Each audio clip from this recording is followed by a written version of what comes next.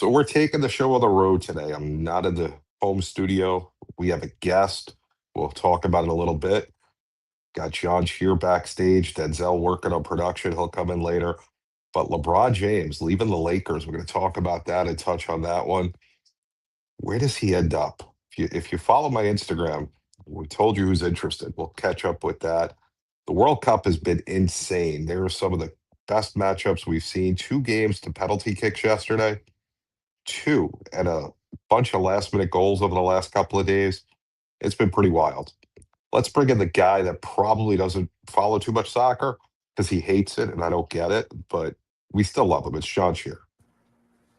Look, JB, I seem to be always right. You like soccer, and soccer sucks. Even though we have to talk about it. And I do believe, I don't know if Jay is going to bring this up, but I'm going to make sure I bring it up because something happened to Serena Williams today. And I do believe you told me that Serena Williams still has it. And I told you you can't, and I'm sure the pizza man, our guest, is going to agree with me. You can't take a couple years off being a professional athlete and then just jump right back in just because you were one of the greatest, if not the greatest, at your sport of all time. You can't just jump back in as an athlete and expect to be yourself. And I tried telling you this, and she got her ass kicked by some no-name, I don't even know who it is, but I love that person because they beat her just so I could be right and you're wrong. So thank you very much. I like being right. I'll let you continue, but I just wanted to brag that Serena got her ass kicked. Hey, And every I once in a told while you're allowed to be right. It just doesn't happen very you often. But can't be an athlete, take a couple years off, and then just come back and be yourself. It doesn't happen. It's you know not what? possible. You know what? Let's speak to an athlete.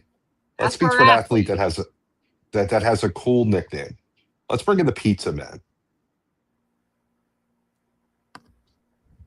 Oh, There he is. here we are. Not much of an athlete, depending on who you ask, but I do You are work out. definitely an athlete. You're just as much an athlete as any other athlete. So don't knock yourself.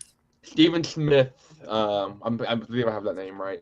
The guy on ESPN or whatever, he does not consider race car drivers as athletes, and someone He's used a an picture of idiot. me as He's their an idiot. argument. So Don't Listen, listen to him. You listen to JB and is John. We consider you an athlete, and there what we we go. say matters. What he says doesn't matter. yes. Is it a professional sport? Absolutely, Yes. Do Then there you you go. compete and you're a absolutely. competitor in the professional sport, so you are definitely an athlete. Just because Stephen A, drives 25 and a 30, you know, I can't help him. But let's get to Brayton and some of the cool things that he's done. So first of all, let's start out with the fact that he's nicknamed the Pizza Man. That's the So best nickname in the history of the whole wide world, by the way. so he comes from Indianapolis. For people that don't know, and if you don't follow the ARCA series, you may not have seen Brayton before, but he's a really cool guy. I follow him on X. So the pizza guy, are you a Chicago style pizza guy, New York, or both? What's your preference? My preference, I would say, is definitely good New York style. I love me a All good right, I New York like this guy style. already. I respect it. So I can live with some Chicago, I can live with some Detroit, but the preference go to 9 out of 10 times is gonna be a New York style pizza. Yeah, listen, Chicago pizza is great. It's phenomenal, but there's a difference. New York pizza, you can have it as a snack, you can have it as a meal. It's versatile. Chicago style pizza, it's a meal. You can't have a slice of Chicago pizza and say, I'm just having a snack. That doesn't work. It's way too filling. What's your favorite pizza place? So there's a couple good ones here locally in Indianapolis. There's a place called New York Slice. So that tells you right there, good New York style. And there's a place called Enzo's, and they're a bit of a chain here I'd say chain. They have a couple restaurants, I'm about two or three, family owned uh, chain. I guess I use that term loosely here in Indianapolis, and we try to go there about once a week. I love a good Papa John's, a good Domino's, a good Little Caesars. I don't have an issue with most of your name brands. They're all pretty good, and they all have their pros and cons. Nice. So you've been racing for about 15 years. Mhm. What was your drive to start racing? What got you into it? Yeah, I think my story is very similar to most in racing and also most athletes in the sense of normally someone in their family is involved. For me, growing up, my dad raced locally here in Indianapolis, and there's many stages to racing. Like there's many stages to football or basketball. You start in pee wee or little league, and then if you don't quite cut out as you get older, you kind of do rec sports. There's a lot of people that do I'd say a hobby or recreational racing, and there's a mixture between professional rec racing and whatnot. And I'll save you guys an hour-long conversation about that. But my dad basically raced on the weekends here locally whenever he could, and it was kind of a hobby for him. And I always planned for it to be a hobby for me. As well, starting out, I started out in go-karts like most young up-and-coming drivers, and there's not really a set path of, hey, you're gonna go from go karts to this to this to this to this. It's kind of moved up as an opportunity would present itself, and somehow, actually, there's no, it's not like football, it's not like basketball where it's, oh, well, you're gonna go play pee wee, they're gonna go play, tackle football, in fifth grade, they're gonna go play middle school and then high school, you know. The stuff is all outside of school. Normally, you have to find someone to help pay for it. You're traveling on weekends. Um, there's a lot of luck that goes into it, and somehow we were lucky enough to end up in the right places at the right times, and now in the middle of my fifth year of racing professionally. Nice. So you come from right outside of Indianapolis. Have you had the honor of racing at the Brickyard at all? No, and growing up about 15 minutes from Indianapolis Motor Speedway, that's obviously been the dream. I've wanted to so bad for so many years. I'll watch a Brickyard on TV, or I've only been a couple times in person. Same with the Indy 500, and it's a goal of mine to race at IMS, and I'd like to accomplish that goal in the next couple years, and then I can retire peacefully. Then I retire knowing I accomplished everything that I came into the sport wanting to do. So we'll see what we gotta do to make that happen. So, can you like tell us a little bit about the league that you're in? Because I know there's so many different racing leagues. You got dirt track and you got everything. Like, it's not like you said before. Yeah. Like, it's not like football where there's just basically college football and NFL, and then the little small things. Like racing is so vast. So, can you tell us about your league you're in? Yeah, there's so many different tracks across the country. There's so many different sanctioning bodies. Each track has their own different classes. So, when you start out racing like at a track, you might have 6 or 7 or 8 different classes. You move up and they'll have a premier class. And then normally, so we'll say locally, late models is like the premier class at 85-90% of the tracks across the country. And so you have late models that race just at one track, and you have late models that would tour the country.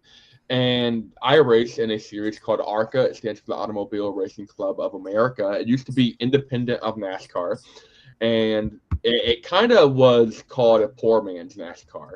And it went head to head for many, many years, and then it started about I'd say the early to mid 2000s was used as a development tool because football, the game doesn't change as you get older. You introduce the whole tackling part, but the Yep. core concept doesn't really change.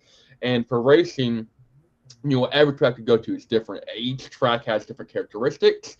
Every Yep. time you move up to a bigger car, normally, and that thing is if you have a premier class, normally you do something to go faster as you move up. So, when you're on a go-kart, you're going 35, 40 miles an hour. When you get to a late model, the premier class, you might be going 80, 90, even 100 plus at that same track, so you kind of work your way into it. And with ARCA, there's a lot of short tracks across the country that NASCAR needs to have, a presence at. And, they can't send, the top level guys down to these short tracks. You're not going to have, the Lakers playing in your local gym, so that's kind of what ARCA's for. They have a local presence where will travel across the country racing at a lot of these local short tracks. It allows for these local guys that only race in a region or a certain group of tracks to get an opportunity to move up in ARCA, where there's a lot more eyes on the sport. But then also we race on a lot of bigger tracks like Daytona, Talladega, Chicagoland, for example, this upcoming weekend. We go to Pocono, Kansas, Iowa, Phoenix, and every track I just said there is different in some regard. Sometimes the banking is different, the corners are different, the material the track is made out of is different, and ARCA is like that first stepping stone where you probably will cross that 140, 150 mile an hour barrier in a race car if you're doing like the oval type of racing. So it's mainly made for as a developmental series for drivers like myself to go to these bigger tracks, race at 190, 200 miles an hour, learn the cars, learn the tracks before kind of moving up. So I like to call it, you're kind of like on the practice squad. You're kind of like D1, kind of G League, because you also have a lot of guys who are coming down the ranks in racing ARCA to either try to reestablish a name for themselves, try and get back up in the upper series.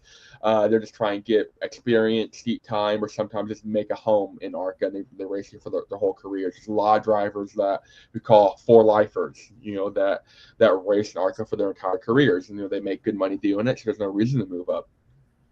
So it's a top ARCA is like the top echelon of your regional ladder, right?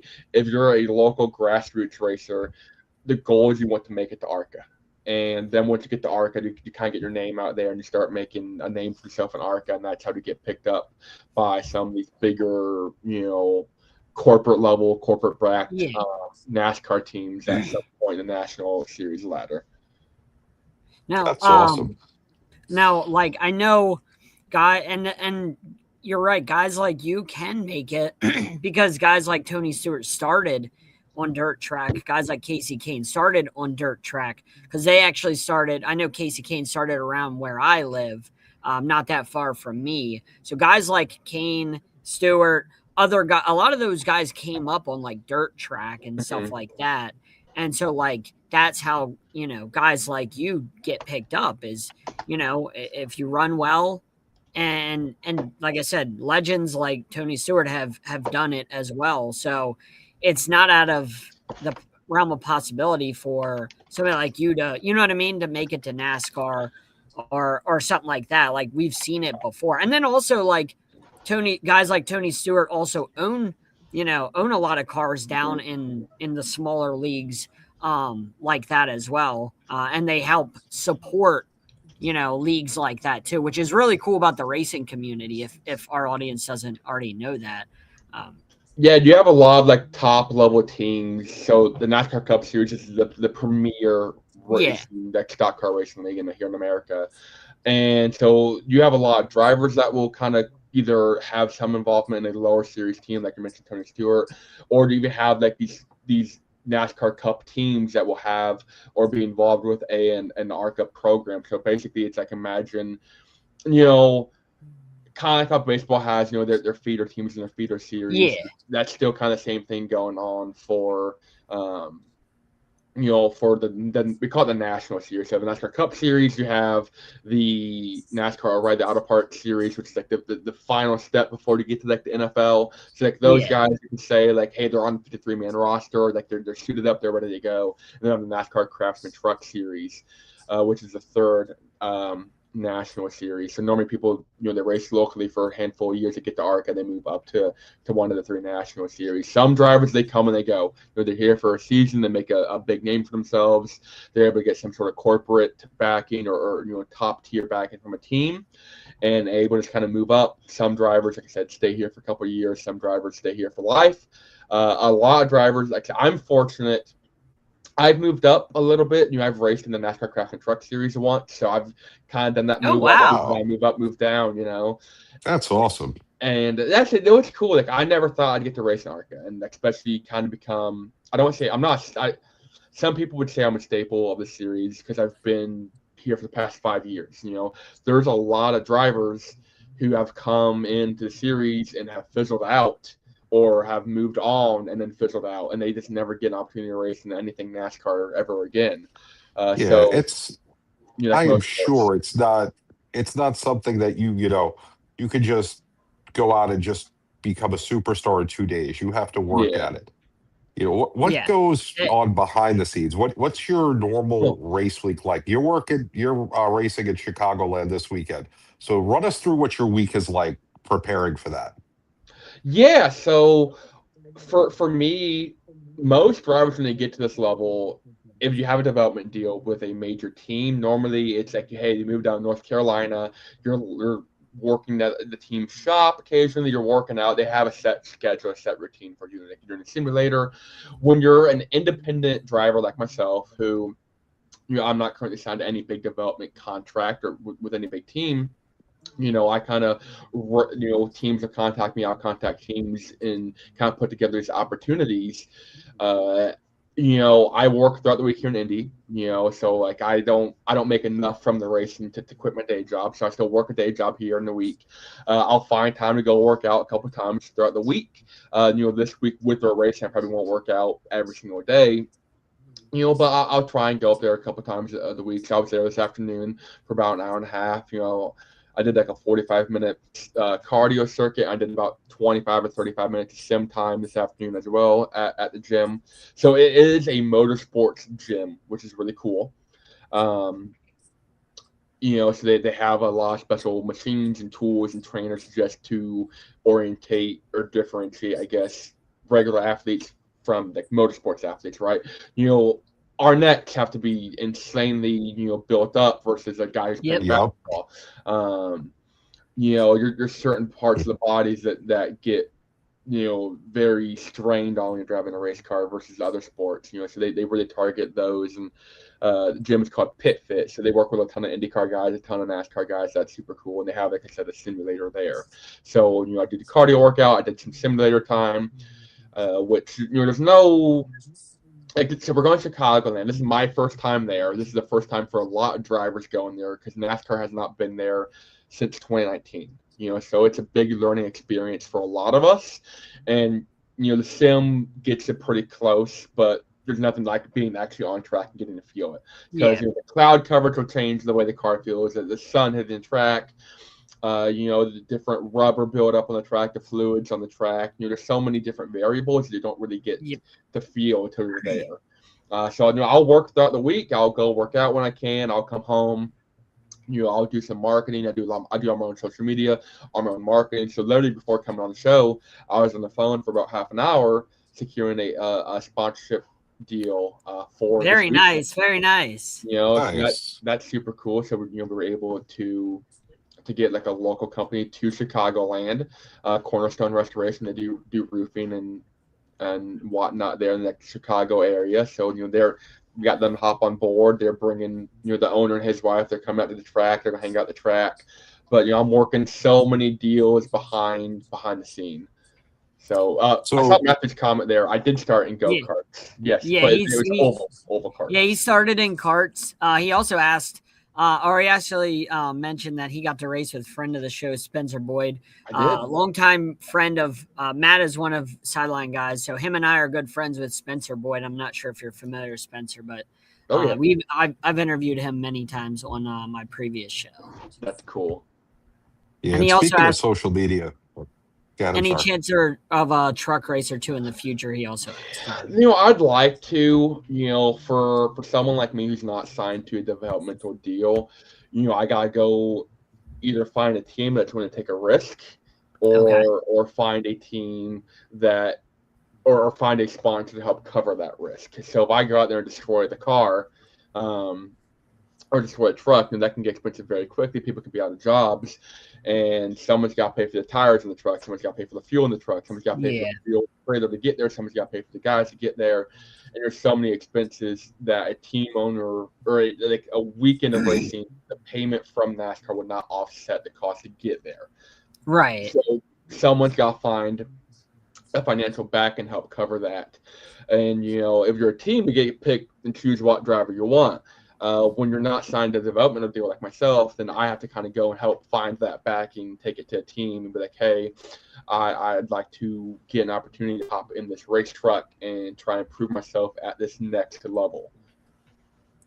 So I mean, you had mentioned social media, Brayton, and that's how I found you. I'm into some card collecting.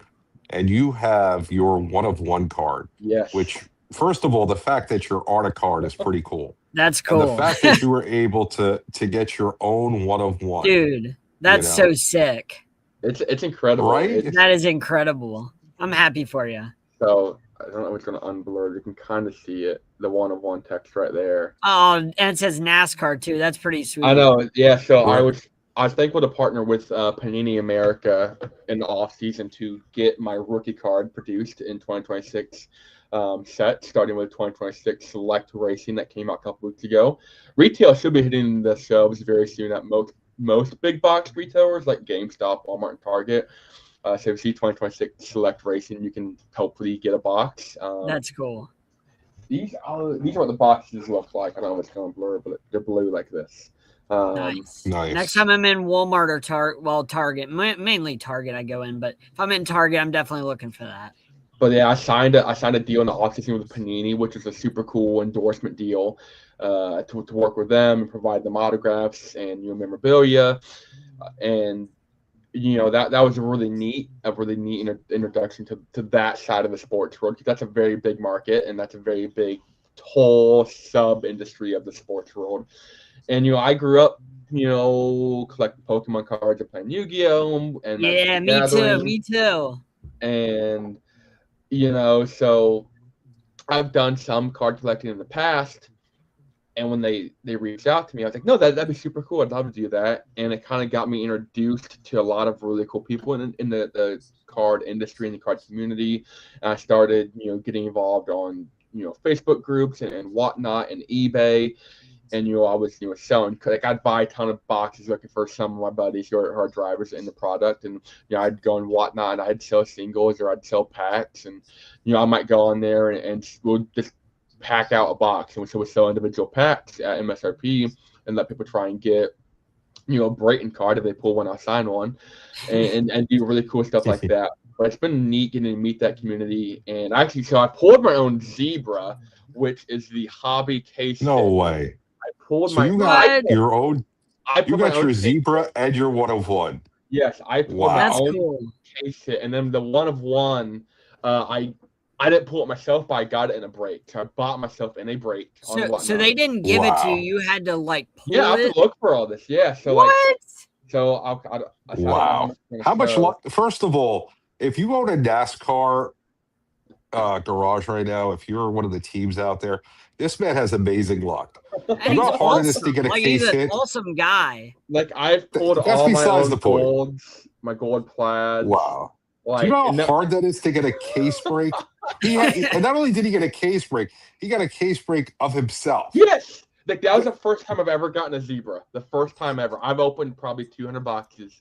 And that was like night one of the release. I went to my LCS. So people were saying that Panini had shipped me rigged boxes with rigged packs. And I totally get where that concern came from. But like I went to my LCS. I was live that morning on Facebook opening boxes from my LCS. I had like those boxes marked. And then I took them home that night after work. We opened them up on whatnot. And I sat there, and like it was like the second box. Now, but that was the first like any sort of rare Brayton card that I pulled, and it was my own. Nice. It was my own case hit. We were doing the math. That's amazing. It is like, so there's one of those in every 12 boxes. There's 12 packs in a box. There's one zebra, and there's 100 different zebras out there. So it's like one in the hundreds of thousands that you get a specific zebra, and then the odds of me pulling my own were just crazy. So after you win Daytona in about 4 or 5 years, you are going to own one sick collection, and then be on top of the world because you won Daytona on top of that. I think I'm as close as you can get to that winning Daytona. So this is a good question. Is there a driver you follow? Sorry, JB, or a driving style you model after anyone? What driver got you hooked and got you in racing? That's a really good question. So my favorite like NASCAR driver growing up would definitely, I'd say, Jimmy Johnson, who's like one of the GOATs of NASCAR. 7-time champion, super dominant in the late 2000s, early 2010s. And I'll say him, like Kevin Harvick, Jeff Gordon. more or less, I really like Kevin Harvick's driving style because he was always a very clean driver. He finished races, and when you're trying to come up through the ranks, you have to finish races. It doesn't matter if I go out here and dominate the race. It doesn't matter if you go out and dominate the Super Bowl. If you don't win, no one matters. No one cares. No one worries about who got second. Yeah, that's true. Or with a race, and that's the thing. Like if you lose a playoff game or you lose the Super Bowl, no harm, no foul. If you wreck a race car, there's normally financial complications that come with that. Especially if you are like trying to race full time or trying to get your name out there. If I went out my very first ARCA race back in 2022 and just was an idiot and wrecked people and drove like an idiot, I wouldn't have never gotten that second race. And ironically, that second race I got in a wreck. Wasn't my fault, but it was a weird cycle of events. And that second race led to the third race led to the fourth race, and I think I'm on race 35, 36, 37. I don't know. Wow. Maybe approaching 40. I got That's awesome. That's gonna be race number 39 for me. Wow. How many top fives do you have? How many wins? How many top tens? In ARCA, no major wins or anything like that. Okay. It's a very competitive series. We normally drive for smaller family-owned teams. Okay. So there is, and that's the thing too, right? You have the Oakland A's. Are they the Oakland A's? We're gonna go with the Oakland A's. They have the A's. Yeah, we'll just call them that. We don't acknowledge them being in Vegas. Because, where are they? They're not in Vegas yet. They're still in some weird city up north. We'll just go with Oakland A's. Keep going. Yeah, super small budget. Now they can't go get these heavy hitters. They can't go get a strong front office. Then you got, the Mets. Everyone loves the Mets. They got $1 million. They got more than $1 million. They can go get whatever player the Dodgers. They can go pay Shohei Ohtani, $300 gazillion a year because he's the best. A racing's just the same. You have teams that are spending $100,000 per race to get the best engineers, the best cars, the best parts. And then you have teams, where like for us, our weekly budget's gonna be closer to $10,000 a race, where we don't have any sort of engineers. We just have knowledge and experience. We're running used parts, normally second, third, fourth hand-me-down parts. A lot of the top tier teams will have 5, 6, 7 full-time guys that are paid to. This guy disassembles the left rear throughout the week. This guy disassembles the motor throughout the week. We have one full-time employee. That's it. With one. Wow. And so it's this week. Hey, we're going to check this part, and we'll get through the next race, and then we'll check the rest of the car or this part and that part. And hey, we might rotate which cars we race. Throughout the season, so we have 4 different cars. And depending on which track we go to, we'll run a different car. So we haven't raced this specific car in about 3 weeks. So they've taken 3, and they've raced a ton since then. But they've taken the 3 weeks since we've had to race this car. And they'll go through and they'll check stuff, whereas a bigger team will just replace everything because it's new, it's shiny, it's faster. They'll spend the tens of thousands of dollars to replace something. Even if all it did was they only put 200 laps on this one part, we might put 2,000 or 20,000 laps on the same part, and a team will they'll change out a ton of stuff after one race. So we've had a lot of strong runs, a lot of top tens. Last year we got Will Carter, car wheel there. Good friend of mine mentioned we got. I raced dirt. I have a big dirt background, so I came up racing dirt late models before I got to ARCA eventually. So I went from asphalt to dirt back to asphalt. But ARCA, we do race on dirt. We're the only national NASCAR series that does currently. And I have that dirt experience. You're able to really take a lesser prepared, lesser quality car and run better with it, just because it's more about driving and more about a setup is important, but having nice newer parts isn't as important as just having a good driver in the car. So we have a lot of my better runs have come on the dirt tracks, including last year we got 7th. It was our best run of the season full time last year. I think our only top 10. We had a lot of 11ths, a lot of 12ths.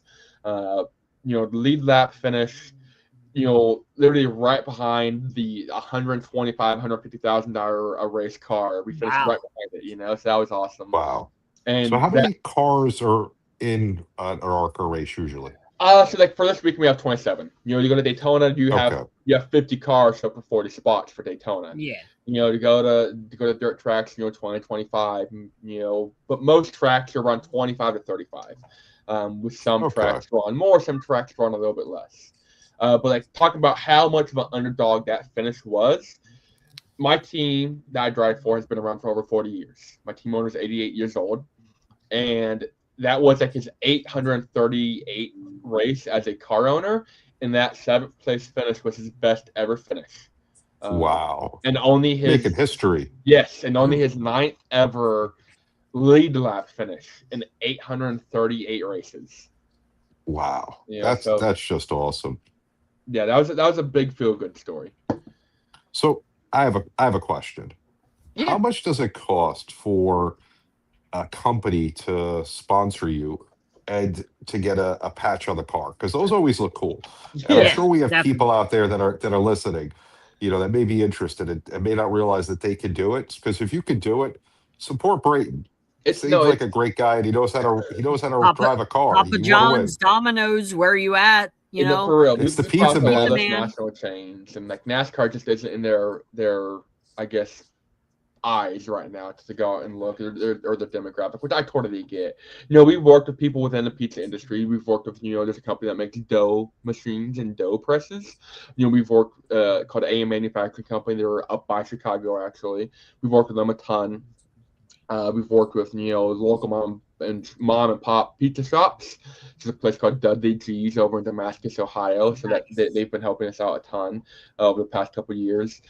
But with us being a small team, like I said, I do all my own marketing.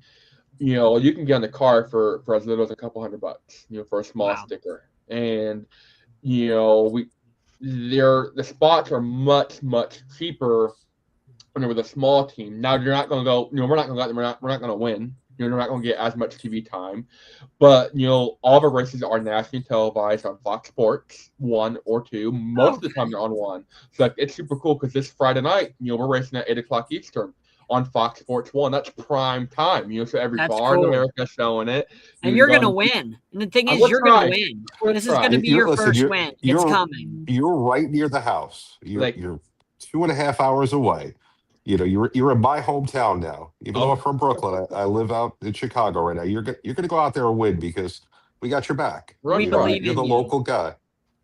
So I hope so. I think we're gonna have a good run. I hope we have a good run because you're gonna have a fantastic run.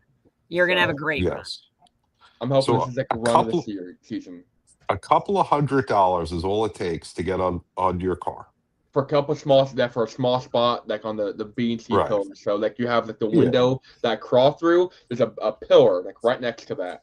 I don't know if it's going to blur. So like, is that your car? No, this is my friend Chase. Oh, okay. I don't know if I can call my friend. I'm gonna call my friend.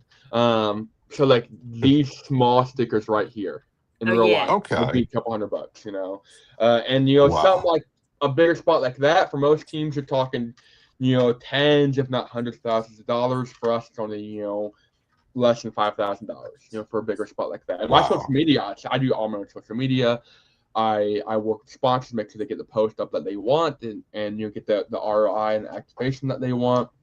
So it's a much more, you're not dealing with a team of 12 guys and girls and that's constantly rotating staff. And you might talk to someone and then that person quits and don't really know who to deal with. It doesn't really feel that personal. And, I try to make it as personal as it can be. Like my social media this year has been insane. I have gotten over 40 million views on my social media this year. Alone. Not only are you talking, to the guy who's going to sell you the ad, you're talking to the driver that's going to win the race after he sells you the ad. I mean, you should be charging more for that because that's some serious cool stuff. Mm-hmm. Like there's probably not that many drivers at even like the late model, like when you start racing regionally, the late models and you kind of start traveling around, there's a lot of drivers at that level that have marketing teams and marketing agents, And then when you kind of get to ARCA, that is where you kind of start losing that first personal touch, to the teams, to the drivers. And that's why, I have a pretty big following. I think last year I was the most followed full-time driver, which there was a lot of big, heavy hitters in the racing road, which is super cool. And, people they could relate to me. I still work. I try to work 40 hours a week, sometimes more, sometimes less. I'm racing when I can, however I can, no matter what it takes. Your team to show up with a $500,000 semi and trailer behind them, and we're showing up with a 1998 F350 and a trailer that's older than I am. Wow. So we do whatever it takes. That's pretty inspiring, though. Think about it, John. He's at work every day, kind of like what you do, and yet, Yep. making this work. That's impressive. It's not easy to do as people that have worked and done other things, and that's just great. So, Now, what, go ahead, John. no, you go ahead. You go ahead. I got another question after you're done. Yeah. So, what's your favorite track as of right now? I really, really liked Pocono. We went to a couple weeks ago. Oh, my neck of the woods. Oh, nice. I really like the dirt tracks. So Springfield, Illinois, and DuQuoin, Illinois, and then my home track. So ARCA, we do race in Indianapolis. It's a short track, about 15 minutes from the big Brickyard, called IRP, Indianapolis Raceway Park. So we're racing out there July 24th. So we have a lot of local companies. So Peerless Pump, they make a ton of water pumps for fire hydrant systems, building, municipal, agricultural, industrial systems like that. But to get water from point A to point B, so they're a huge company here in Indianapolis. They've worked with me, partnered with me for a ton of races this year, but they really go all out for that. They bring 300 people to the racetrack. We take a show car to their headquarters. It's a really fun time, Nice. Have you ever drove on any dirt tracks here in like southern PA, Pennsylvania? I'm not. No, I'm not. I'm not cool like the sprint car guys. Okay, yeah, you definitely got to get out this way. I think you would like the tracks out here. They're really good. Mm-hmm. So, okay, Brayton, you had showed us a picture of another car. Do you have a picture of your car you could show us? Yeah, I was gonna ask. Do you have like a die cast or whatever? I have a small die cast, which that's thinking this is an actual die cast getting made and produced, coming out later. Actually, this month, next month, July. So this is my I like the it's colors. a small one. It's a small one from last year. Okay, That's cool though. I like how it looks. But no, these are getting mass produced by Lionel, who's the authorized die cast retailer for all NASCAR products. So that's super cool. That's getting a die cast made is a very big deal as well. That's cool. So that's cool to have that made. And then I can show you one of my cars on my card. I have a card that has one of my cars on it. Oh, hold on. Let me stop you. Is your friend Wow. is a Jets fan? Who's this Jay Jets, or is he a fan of Justin Jefferson? I don't know who this is, but that's a tough one. No, I'm not a Jets fan. I'm a Colts guy. So. Oh, okay. Good. That's like a gorgeous That's looking cool. car, though. I like that card. That is a pretty cool. That's my pretty buddy who designed this card. I'm sorry, this car. Who designed this car? He designed like the layout and everything. He's trying to collect the rainbow. Oh, it's Bubba. Hey, Bubba, how's it going? Okay, good. He's a Justin Jefferson guy, not a Jets fan. Thank you very much, because we hate the Jets around here. Yeah, Go Dolphins. But my buddy who designed that car and the layout and scheme, he's trying to collect the rainbow of that. So he's got more of this card. He's got more. So there's 21 variations, I believe, of this card, and he has more variations than I do. I'm trying to collect the rainbow, my one of one, of the one card that I have the one of one of, because it's going to be a lot easier to complete the rainbow now that I have the one of one. So I have a lot of That's stuff. the tough one. I think I'm only missing, my out of 5. I should have an out of 6, I believe, and a couple ones like my out of 49, out of 75. So I think I have about 10 or 15 different variations of the one that I have the one of one of already. Wow. That's really cool. Brayton, listen, I appreciate you being here. I know we kept you way longer than we promised you, but you're a great interview, and it's a lot of fun. Thank you. And, we learned a lot. If you're watching and you're not sponsoring Brayton yet, and you have a business that is looking for sponsorship, it's on Fox Sports 1 Friday night, prime time. You're missing out on prime advertising. Brayton, how can they reach you and find out if they wanted to advertise on your car? Yeah, you can just reach out to me on any of my social media pages. I have a Facebook, it's at Brayton Laster. I have an X, which is at the One Pizza Man. Instagram is at Brayton Laster. You can go to my website, BraytonLaster.com. I saw Matthew talk about getting a diecast. You can go pre-order them on my website at BraytonLaster.com. But if you go to BraytonLaster.com, you can do there's a contact us page, and you can get my email there or fill out a form. Which that reminds me, while I'm here, I have to update my website because I got to update that. Now I'm thinking about it. But yeah. See, we're inspiring you. I love it. Brayton, it's been a pleasure. I hope we can have you back, sometime in the future. See where your career's going. I think you're phenomenal. And keep collecting your cars. That is Thank you. I'm a going to phenomenal be. feat. Yeah, All right, super man. excited. Thank you guys for having me on, and Yeah, have fun thank you talking very about much for joining LeBron going to the Pacers. So All right. Have a thank you great guys. night. Thank you. All right, Jay, take us to break, please. Jay. I'll sleep.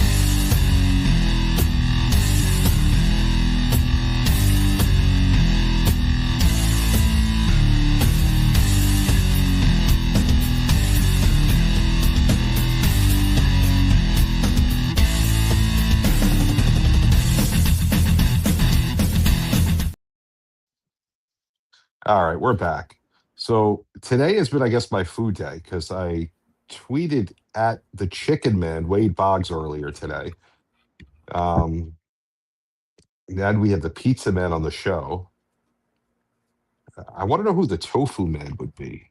Who is the Tofu Man, John? It for damn sure ain't me. I don't like that shit. By the way, Ooh, we did not get to ask him if he likes pineapple on pizza. We did not get to ask him, John, we could whether have he spoken likes to that or him not, for like because it's 3 hours. blasphemy if you He put was actually pineapple on pizza. he was actually a great interview. He was really You cool. know, Yeah. I Oh, enjoyed he's talking to wonderful. He's a Brayton, great man. guy. He has a lot Yeah. of great friends, a lot of great followers of his. In the comment section, we appreciate all the comments, by the way. Yeah. So thank you guys for watching. Make sure you support Brayton. Make sure you support Sideline Sports. If you guys want to follow, that'd be phenomenal. Great things coming along for Sideline. We're bringing in our producer, Denzel Snipes, otherwise known as Jay Nelson. Depends what you want to call him. But at least he took us to break. I don't know what that little screen thing, break thing is. We got to work on that. But It's still all we love you, Jay. got right now. But yeah, I will say though, I mean the Sideline Sports Flaming Ace card, man, it looked cool to me. It did. It was like a Ghost Rider kind of deal. All you Marvel fans out there, I know Ghost Rider's like a C-level hero, but he still looks awesome. And there's that. I'm firing our creative people and coming up with new ones. I'm firing them. So speaking of creative people, yesterday I put out on my socials that the Warriors are going after LBJ and AD. And sure enough, today it comes out LeBron's going to play Boom. again next year. And he's not playing with the Lakers. It's like as if the people at Sideline Sports know everything. We know I what's going told to you happen. about Serena. I told you about Serena a week ago, and I was right. We're the insiders that are just killing it. But I'm just, I'm thinking about this right now. So if you're LeBron, right, and you have this decision to make, and you go play with Steph, and they're going to get you AD, your old friend from the Lakers who they traded because he can't stay healthy, are they going to win? No. No. I actually I contacted Sean Rossi about this last night as soon as the news broke, and he says the 2004 Lakers with Gary Payton and Mailman called and said this ain't gonna work. Exactly. That's It's a good like, point. This would have been great 10 years ago. 10 years ago, this is, the top team in the NBA. It would have been great But 5 years ago. last time I checked, the Knicks won the NBA championship, which is scary enough to say. So, I mean, I don't even get it. AD can't stay healthy, and he gets the weirdest injuries. He Steph, does. unfortunately, is getting old. LeBron likes to complain about everybody on the court and thinks he's the coach. So he's going to yell at Steph. You see that going well? I'm just sick. I'm just sick of him having to create these super teams. Like, I'm so sick of it. He does this everywhere he goes. Hey, let me call my buddies. I'm only gonna join you if you go and trade for like this, and this. I mean, look how that worked out. Look how that worked out with the Clippers. You know what I mean? Like, they got rid of Mhm. SGA and they Yep. wanted to bring in, you know what I mean? Like, they got Kawhi and then they had to bring in Paul George and it did not work out. And now they turned the OKC into OKC single-handedly. Like, it doesn't work out whenever you say, hey, go get me the guy that I want. I mean, look at the Suns. It didn't work out. Kevin Durant went and had Bradley Beal pulled in there. You know what I mean? Like, it didn't work out. Like, it rarely works out when you're like, hey, go get the guy I want. You're not a GM. Let the GM do the GM's job. Like, I don't like people demanding, I'm only going to come here if you trade for this superstar. Like, I just hate that. It's So, so weak. so where does LeBron end up if he doesn't end up in Golden State? Does he go back to Miami. Miami? Is Cleveland? Miami. Does he go back to Cleveland? I mean, we know he's not going to New York. Miami's an interesting choice because he has Yes. Giannis with him, and that Yep. would become a super team again. Does he go back to Cleveland? A Does third he? time? Maybe he goes to Utah. Nobody ever wants to go to Hell Utah. no. John No, but not even Stockton, the John guys in Stockton, and Utah Karl like Utah. Malone. And Carmelo, the Look, last time I anyone had wanted to be in Can we Utah. petition to move Utah out of Utah so people actually want to go to this franchise? Can we just do that? Because nobody ever wants to go to Utah. Nobody. They Like, they nobody moved wants they to moved go a hockey there. team there. They Like, they moved a hockey team from the desert to Utah. why? I don't understand why anybody has a professional franchise in Utah. Nobody likes being there. Not the players, probably not the people that live there. Like, let's yeah. move all Utah teams out of Utah, move them somewhere else. I don't care where you move them, but I'm sick of the Utah thing. Like, we're done with Utah. Nobody likes it. Go ahead, Joe. You had something to say. I this may be an unpopular opinion, but at some point, people have to take the foot off of Kevin Durant, and here's why. The Kevin Durant move years ago from Oklahoma City to the Golden State Warriors. There was You're all lucky I of can't this. mute you. There was all of this backlash. Hear me out. There was all of this backlash to Kevin Durant. This is gonna take a hit on his legacy. But John, people conveniently forget it was the Warriors who pursued him. KD didn't call the Warriors. Yeah. The Warriors Yeah. called him. Yep. And But now you look at he's still this. signed.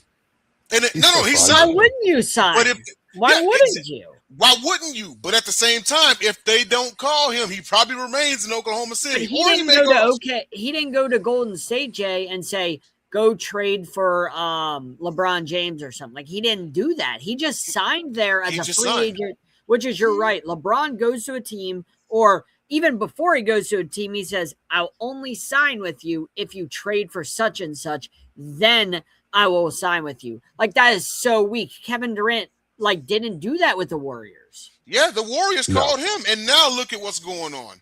One day we get the Warriors may pursue LeBron and AD. The next day, LeBron's leaving the Lakers. Now, with that being said, if this goes through, keep in mind it's the Warriors that called them. But the Warriors got the pass because they got the babyface assassin. He's shimmying, hitting no-look threes. The Warriors are a dynasty. People forget it was Draymond Green that called Kevin Durant. And now look at them. Now they're the ones calling the king and AD. All I'm saying is, at some point, as far as the super team building that's going to ruin basketball, when are you going to start throwing that same weight at Golden State? No. This is on LeBron, The- because if LeBron's demanding AD go there and that's the only way he goes there, then he's holding the Warriors hostage, Yep. right?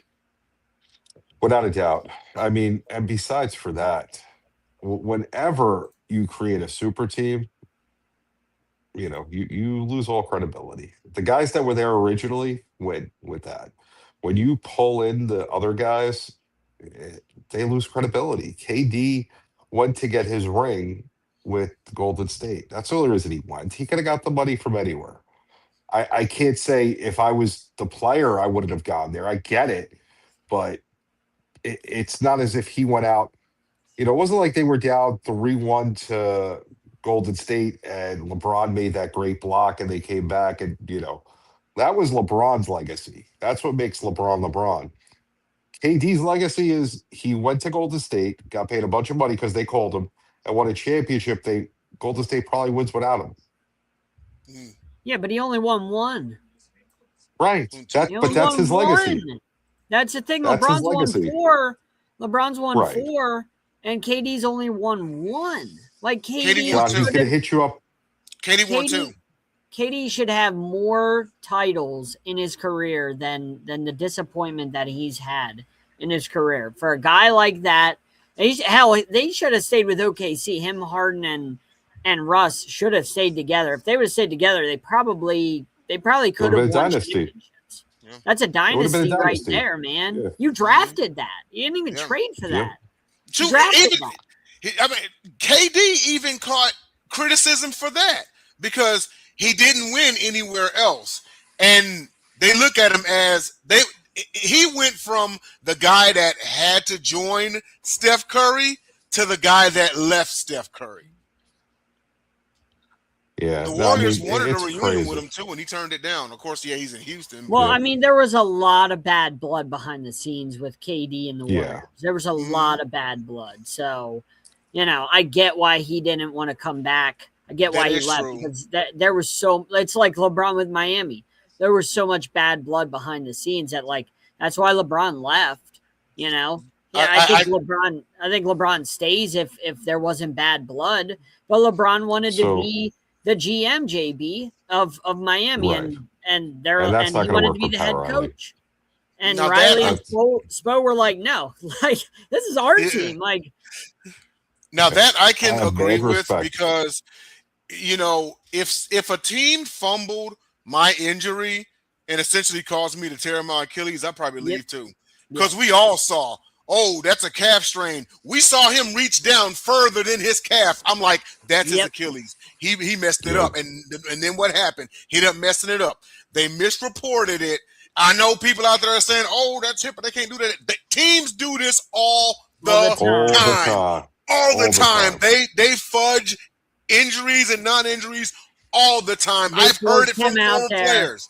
They forced him out there when we knew. We all said to each other, I remember us texting each other saying, without a doubt. They're forcing him out there. He should not be out there because clearly he was coming back from a calf injury. John, very simply, I am the one that dislikes KD more than anyone on this panel. I don't respect him. I think he's a great player, but not my cup of tea. There's no way he should have been playing that game. No. They forced him back way too quick. And then he blew his Achilles. Yep, without a doubt. There's no question about there was no reason for him to be on that court. It's a shame that's what happened to him. He didn't deserve that. I may not like the guy, but no athlete deserves they could have won without him. They could have won without him and left him to heal up, and they got greedy. Exactly. And they paid the price.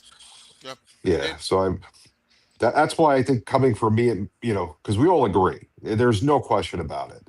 And coming from the guy who doesn't like KD to say it just, to me, that drives it home a little bit more. But speaking of people getting traded, we're going to skip the World Cup tonight because the last game of the night's on, and it's been phenomenal. I don't need to tell you how good it is, but our guy Ja, when he came into the league, I was like, wow, this guy's going to be phenomenal. Going to be one of the greatest players of all time. Well, now he's going to Portland. He's going to play with Dame, which is an interesting combination. If he could stay on the court, can they survive together? Can they do something, those two guys together? John? No, I don't think so. I don't think Ja is the same guy.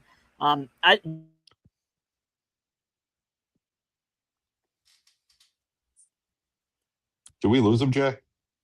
I think we did. I think he froze. It's okay. I'll go. Um, Go ahead. I don't think it moves the needle very much. Don't get me wrong; they're two outstanding players, but at the end of the day, they're in the West. They still have to see Luca. They still have to see the Rockets. They still have to see. Oh, he was on the. It was they still the rest of the Lakers. Wherever LeBron goes.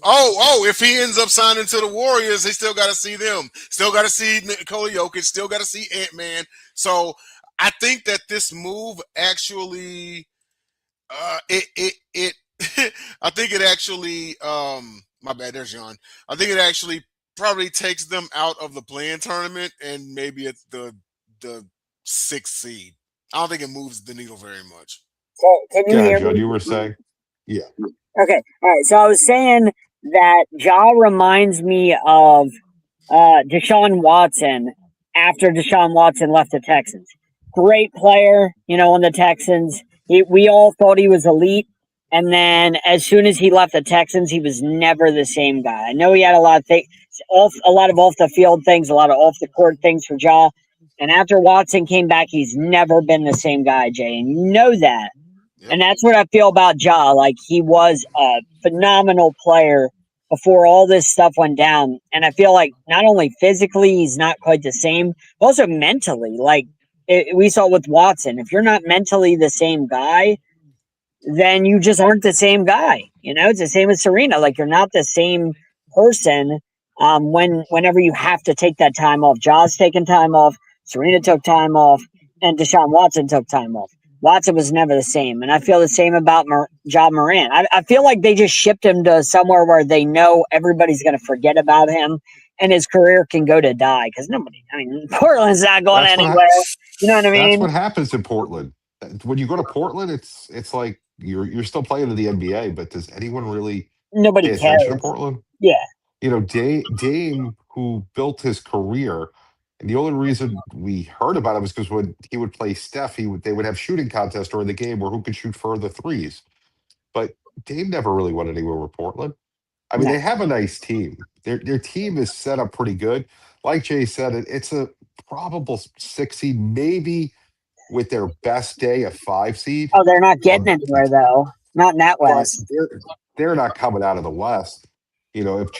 If John can get his head screwed on straight and Hmm. mentally get back into basketball, will that make the difference for Portland? Absolutely not. Oh, He's a and I nice absolutely player.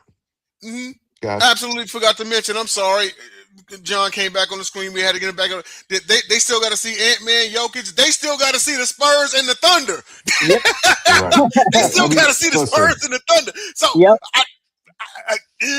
just a hair that way maybe, but not too much difference. And also, my biggest concern: can Dame stay healthy? If he Yeah. if he can stay healthy and we can get Dame before he went to Milwaukee, okay. Dame's got If to be John what, like can go back to yeah. human highlight reel, and score, okay, maybe, but Dame. not Dame for is the him. one. Dame is on the golf course, and it's hole 16 right now. He's about Yeah, finished the 18 holes. He's almost done playing. it's not a good move. So real quick, let's get to the World Cup. I'm just gonna give a little synopsis. France with an amazing 3-0 victory, led, from like the 38th minute. They looked unstoppable. They look like the team to beat right now. Mbappe with 2 goals, almost had a hat trick. Uh Haaland earlier in the day with a goal as they move on with a 2-1 victory. Yesterday, two penalty kicks, two favorites go out. The Germans, they're going home. They lost in Hmm. penalty kicks. They haven't reached the round of 16 in forever. Freddie, you deleted your X account. People were trying to tear you down. I don't get it. Why can't we have nice things? People are strange. Freddie, enjoy your last couple of weeks in America. I know you said you go back July 23rd. You're never going to hear this message because you're not following us yet, but we followed you and you closed your account. I wish you well, my friend. JJ Watt loved Freddie. He hooked him up down in Houston. Chef Ramsay hooked him up in Boston. The man refused private flights and decided to take commercial flights when his flight got canceled. I don't care anything about that. That's just a good guy. He's not Yeah. looking to get free stuff. U.S. plays tomorrow night. 8 p.m. Eastern to see if they can get to the round of 16 against Bosnia and whatever the hell, Herzegovina. What is it, Jay? Herzegovina. Exactly. Oh, yeah. There you go. Bosnia. They play against Bosnia and the other one. And U.S. should win. the same. If they win that, they should have Belgium in the round of 16. Going to be a tough game. But the World Cup has actually been very exciting. That's all the time we have for tonight. I want to thank the Pizza Man for stopping by. Race is Friday night at Chicagoland Speedway, right outside of Joliet. If you're in that area, go down, support them. Say Sideline Sports supports him. We want to see him do well. If you're not there, only a couple $100 to get in his car. Reach out to him. That's kind of cool. Anything else, guys, before we run? Mm-mm. I would All say right. from here on out, well, Japan got knocked out, but watch out for Senegal. They fight to the finish. England might be on upset alert. I've got the United States over Bosnia, but at this point, you can't trust anything. No. Listen, as long as it doesn't go to penalty kicks are dangerous. And there's another whole topic that there were Germans on that team that did not want to take the penalty kick around 4, 5, and 6 because they were afraid of missing. So they had a guy that took the penalty kick, I think around 6, that's never taken one before. He He was the stood guy up that and said, "I'll sailed it. do it." Right, but because he never takes them. Nobody else wanted to take them. They were all afraid. That's I mean, come on, guys. that's cowardice. Bro, it's a bad time for it, but that's all the time we have for tonight. Step up and take the penalty kicks. Don't let other people take them.